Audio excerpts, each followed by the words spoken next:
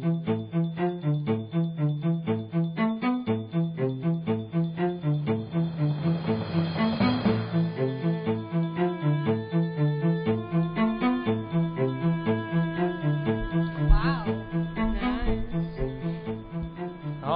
afternoon, everyone, and welcome to the Final Word. Today we are going to be talking about gay marriage. It is an issue that has been sweeping the nation the last couple weeks. As partisan argued pointedly over same-sex marriage outside the U.S. Supreme Court building, either hoping or dreading a landmark decision, justices inside seemed reluctant Tuesday to extend a sweeping constitutional right for gays and lesbians to wed in all 50 states.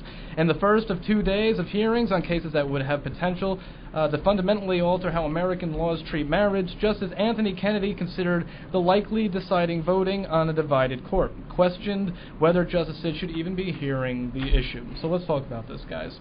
A few cases are being presented to the Supreme Court regarding the constitutionality of gay marriage. What are you doing? Thank you. So really, let's talk about this. Should it be a state problem or a national, or should the federal government get involved? Do you think do states have the rights to make a ruling on the case, or should it be a federal thing? So what do you guys think? Anything? Julia, what do you think? What's the difference? Yeah, what's the... Well, it's precedential. And what I mean is, if you give, or if you take away these rights from the states, you're going to have a lot of guys on the right side of the political spectrum asking, when does it stop? I don't think it's a state or a federal, issue. I think it's an individual issue, and it's a private issue, and they have to come to the realization themselves spiritually with God, and then they make the decision. I don't think the state or the federal government should come into it. I agree. Absolutely. I ideally I agree too.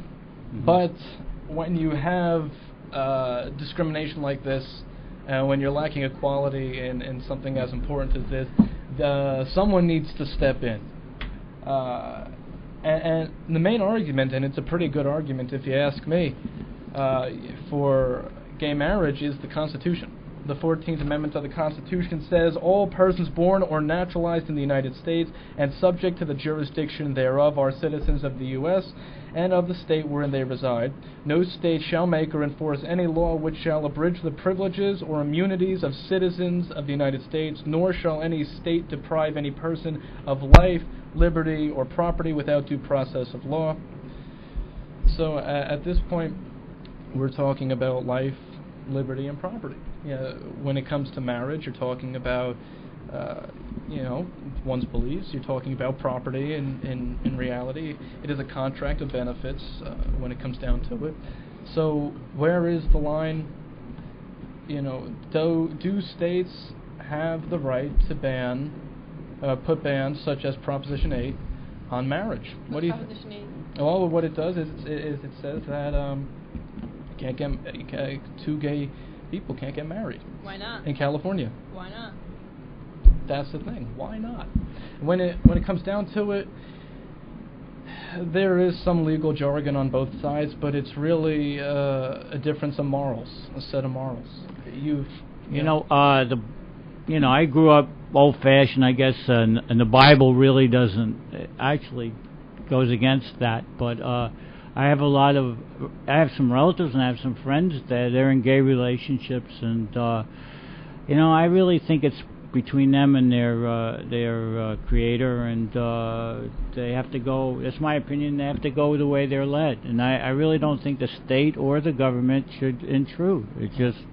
It's their decision, and I think they should have the same rights, health benefits, and all that stuff that.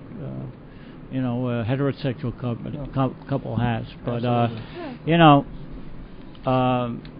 there's a lot of controversy, so it's a lot of people don't believe that, or agree with that, but I've come to that way of thinking. I absolutely agree. When it comes down to this, marriage is a fundamental right. Since the 1880s, the Supreme Court has called it a fundamental right 14 times. Mm-hmm.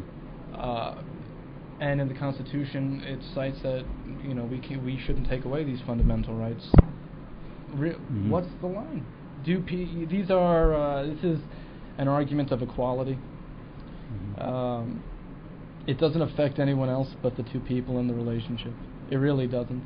Imagine a gay couple have a child and they can't call their parents married. They can't say their parents are married. And what that does is it also takes away legal benefits from the child. Mm-hmm. It trickle down.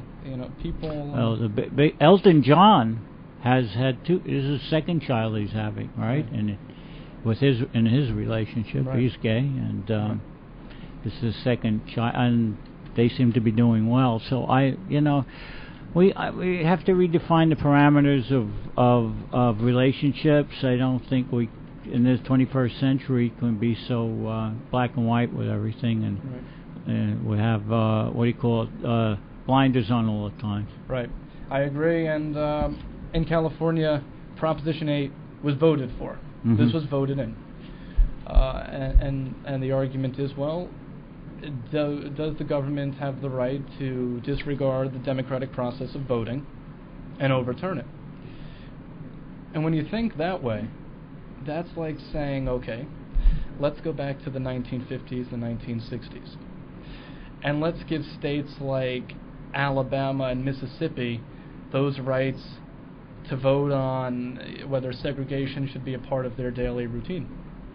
Obviously, the democratic process would be in compliance there, but nothing would be done regarding racism, segregation.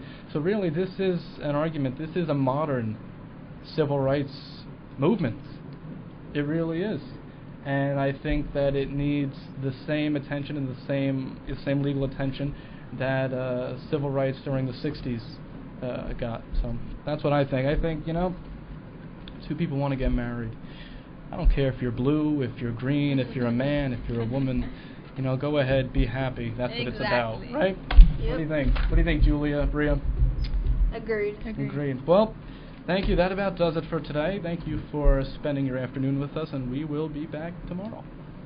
On what show? What's the name of the show, Michael? Oh, I thought they got it in the beginning. But we are the final word. On WHIT Radio.org.